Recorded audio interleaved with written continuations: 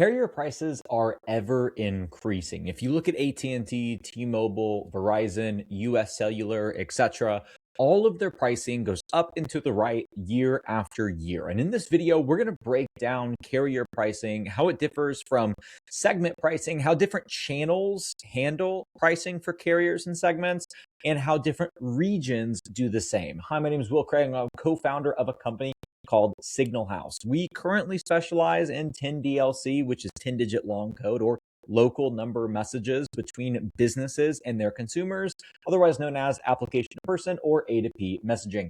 Here in the next 30 days, we're going to be rolling out short code and toll-free traffic in the US as well as our voice services. We're also going to be touching all English-speaking countries very soon.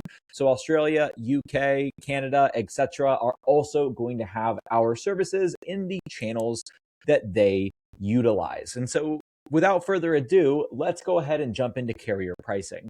So first off, it's important to note that in the US, carrier pricing is different than segment pricing. Segment pricing is what you're paying your aggregator per segment. So that is 160 characters or 70 characters, depending on the encoding of the message. If it's encoded in UCS2, it's going to be 70 characters. GSM1 is going to be 160.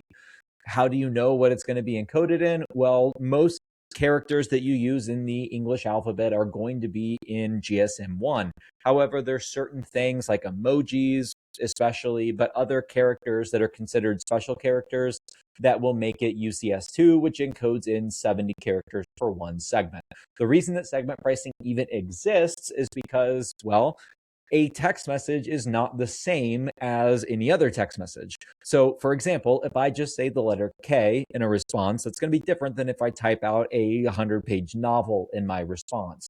All of this is data that is transmitted by the carriers, by telcos, by aggregators, and depending on the size of that data packet, it's how much it's going to cost them. They pass that off to you in the form of a standardized segment.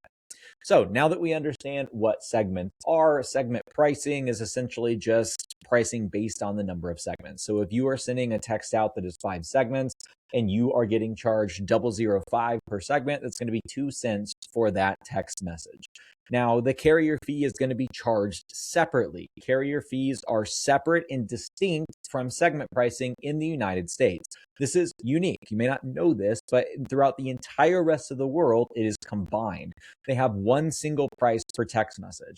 That price is going to fluctuate continuously as their carriers change their termination rates or their origination rates. Termination would just be a message that hits a handset, whereas origination would be a message that leaves a handset, right?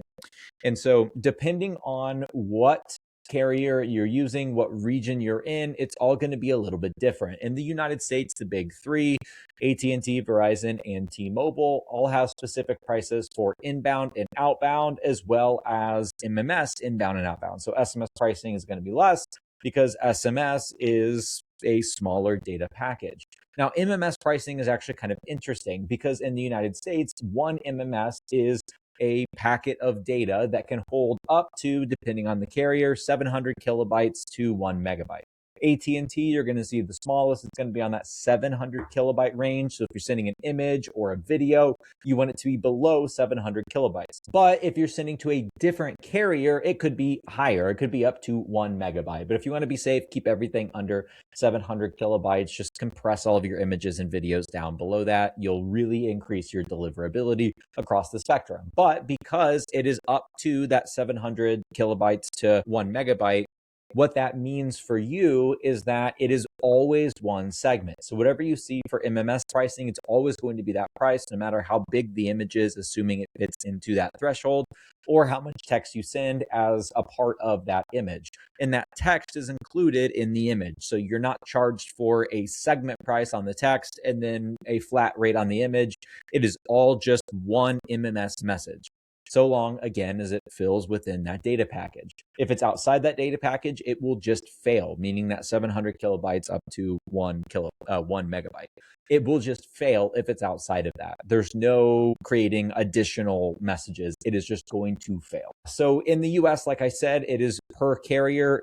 T-Mobile is typically going to be the highest. They have the highest segment charges. Unfortunately for you, they also have 44% of the US market through the Sprint acquisition. So because of that, they have the highest pricing and they also have the largest footprint. So you're going to be paying that more. Verizon is going to be a little bit cheaper. AT&T is going to be a little bit cheaper. When you look at the market breakdown to get like a blended rate of how much your carrier fees can be, if you just want to estimate, 44% of the US market roughly is going to be T-Mobile. 25% is going to be AT&T, and then the rest is going to be Verizon. Now, you could leave off 5% at the end for these various MVNOs and MNOs across the United States that are just smaller carriers, but in general, that's what you're going to be paying. Now, like I said, in other countries, you have a combined segment and carrier rate. So that combined segment and carrier rate is going to be dependent on those local carriers. When you are an aggregator in a foreign country, like for us operating in the UK or Australia, Germany, etc., there's not a ton of wiggle room on that segment price because it is connected to the carrier fee. Typically, you're going to be making a 10% margin. So you're not going to be able to, if you are an end user, you're not going to be able to really easily negotiate your price based on volume for outside of the US traffic. Where you can negotiate volume prices are in the US, and it's specifically on the segment price.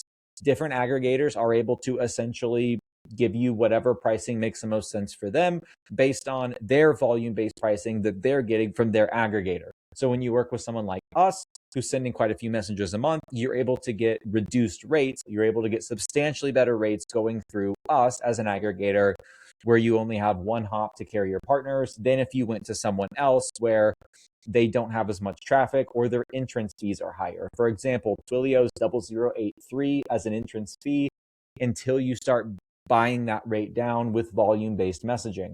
For Signal House, we started 0075. So we're already starting lower than Twilio in that regard. Now, you can buy that rate down more and more and more through more volume that you're sending, because the aggregator, the more volume-based pricing that aggregator can get with their upstream aggregator. Now, there is a point of diminishing returns where you're not going to get a ton better pricing, but if you're sending 4 million messages a month with Signal House, you can get that down to 0.004 per segment, for example, rather than the baseline 0.075.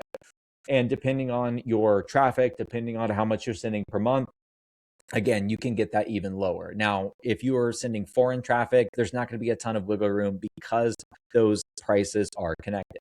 So if you're sending in the US, if you want to send through us, let's have a conversation about it. We can beat your rate with Twilio. We can beat your rate with pretty much any other carrier. We also don't charge for support in and of itself. So that is just included. If you're sending more than 500,000 segments a month, you get a Slack channel where you have direct access to our team, our success support team, as well as our development team to help you with your integration. We also have some really cool new development docs that I'll link in the description below, where you can one-shot the integration if you are using a code assistant like Claude Code, etc., in 7 different coding languages. So it's pretty cool, and we're excited for you to see it, and we're excited to get you started on Signal House. So I hope this video was helpful. If it was, give it a thumbs up. Let me know in the comments if there's any topics you want me to touch on, and we will see you in the next one. Thanks so much.